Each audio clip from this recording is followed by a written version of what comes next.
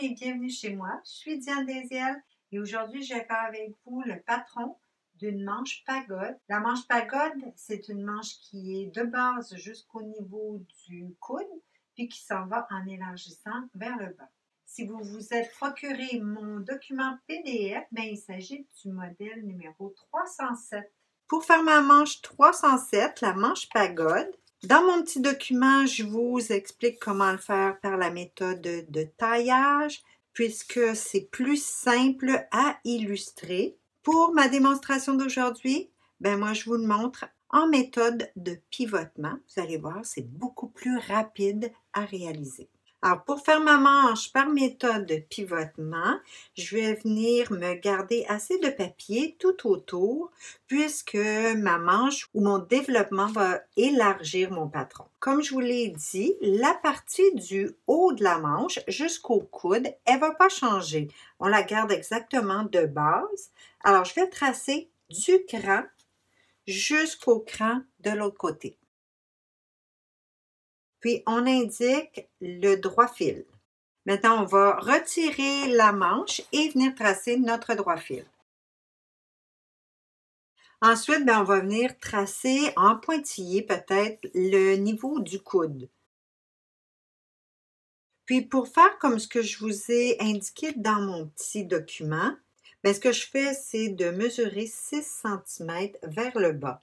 Cette mesure-là, ce n'est pas une mesure fixe du tout, ça ne fait pas partie de la technique. Ça pourrait être 3 cm, ça pourrait être un peu plus même. C'est juste une mesure que moi j'ai décidé qui me donne une manche avec une ouverture très respectable au bas. Maintenant, on replace notre gabarit au point de départ, comme ceci. Puis, il faut voir ici notre manche comme si elle était en 3 sections. On a la partie du haut qui est déjà tracée, puis on aura la partie du bas qu'on pourra voir en 2 sections, le côté droit, le côté gauche. Puis ces 2 sections-là, on va les tracer séparément. Maintenant, vous allez retenir votre manche au niveau du coude d'un côté. Vous allez plier votre manche au niveau du coude et pivoter votre patron jusqu'à ce que vous arriviez au niveau du 6 cm. Là, je vais redéplier le patron et je vais venir tracer le côté gauche de ma manche. Lorsque je trace, j'ai 2 côtés à tracer. Pour indiquer l'autre côté, vous allez vous faire une petite marque au bas et indiquer l'intersection, avec un petit point, l'intersection du droit fil avec la ligne de coude. Maintenant, je retire le gabarit et je vais venir rejoindre le bas au petit point, le petit point au niveau du coude. On replace le gabarit dans sa position initiale, puis on va faire exactement la même chose de l'autre côté. Alors, je retiens au niveau du coude, je vais plier le gabarit et pivoter jusqu'à ce que le niveau du coude touche ma référence. Ensuite, je relâche et je vais venir tracer, encore une fois, indiquer le bas et le point du niveau du coude. On retire le gabarit, on trace du bas jusqu'au petit point, du point jusqu'au cran de coude. Les lignes intérieures qu'on vient de tracer, on ne va pas les utiliser du tout. Moi, je vous les fais tracer pour que vous soyez conscient de ce qu'on a ajouté. Alors, vous voyez l'ouverture ici, puis vous voyez qu'on a aussi ajouté en longueur. Alors, on a ajouté une grande distance sur la ligne centrale. On va maintenant ajouter encore plus de chaque côté en plaçant notre ligne à l'écart avec le bas, puis on va toucher notre point de coude. Et je vais venir tracer cet angle droit. On fait la même chose de l'autre côté. Maintenant, il nous reste juste à tracer le bas de la manche. Puis vous allez voir que c'est pas vraiment compliqué. C'est pour qu'une manche tombe bien, que le bas de la manche tombe normalement comme ce qu'on a besoin. C'est, si vous voulez, la technique qu'on utilise pour les manches chemisiers. L'idée, c'est que pour une manche, notre bras va plier. Donc, normalement, on aura besoin de plus de longueur au dos et moins de longueur en avant. Alors, c'est ce qu'on va faire ici, même si la manche, elle n'a pas de poignet. Pour le faire, ben, ce que je vous suggère, peut-être en ligne pointillée, c'est de venir tracer, continuer la ligne qu'on a déjà jusqu'au niveau du droit fil des deux côtés.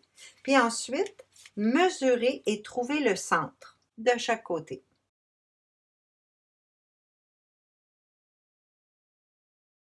Maintenant, au dos, où vous avez le double cran, à la ligne de demi, on va descendre de 1,5 cm, tandis qu'au devant, là où il y a le simple cran, on va remonter de 1 cm à la ligne de demi. Maintenant, on va tracer la ligne du bas. Ce qui va être important, ça va être de commencer et de terminer notre ligne du bas avec un angle droit de chaque côté. On commence avec l'angle droit, on va venir toucher le demi en haut. On va courber, toucher le 1,5 en bas et revenir en touchant notre angle droit. Je vous dirais peut-être 1 ou 2 cm. Ensuite, je vais vous demander de placer des crans. Peut-être dans la partie courbée du dos, je vais vous demander un double cran. Puis ce cran double, mais vous allez voir que ça va être pour l'assemblage d'une parmenture parce que le bas, il est beaucoup trop courbé pour qu'on puisse tourner un ourlet. Donc, on va faire une parmenture d'ourlet. Là, on va venir tracer notre parmenture.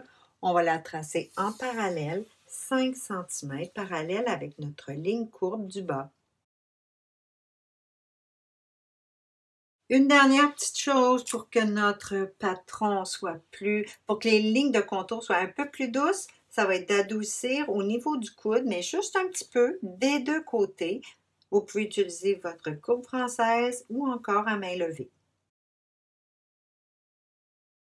Maintenant, ben, on ajoute les valeurs de couture tout autour. Je place mes informations. Cette manche qui est la 307 va être coupée une paire. Maintenant, je vais juste séparer mon papier. Et puis, pour économiser du temps et gagner en précision, je vais placer un étage de papier supplémentaire en dessous, couvrir toute la partie où j'ai la parmenture. J'épingle mes deux épaisseurs de papier ensemble. Puis ça y est, on découpe.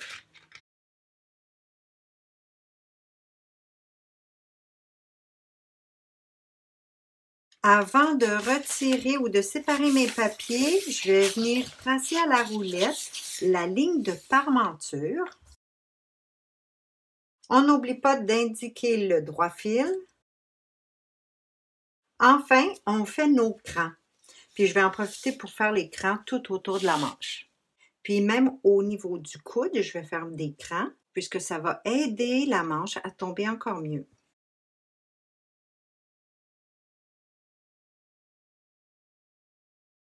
Maintenant, on sépare nos pièces.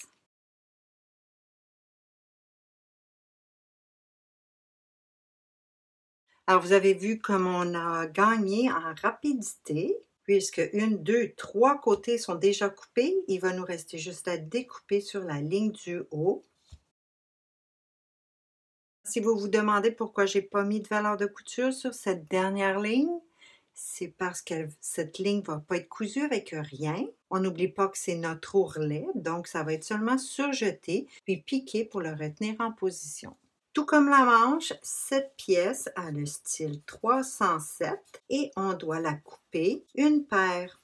Parfois, on va entoiler cette pièce pour donner encore un meilleur soutien à notre bas de manche.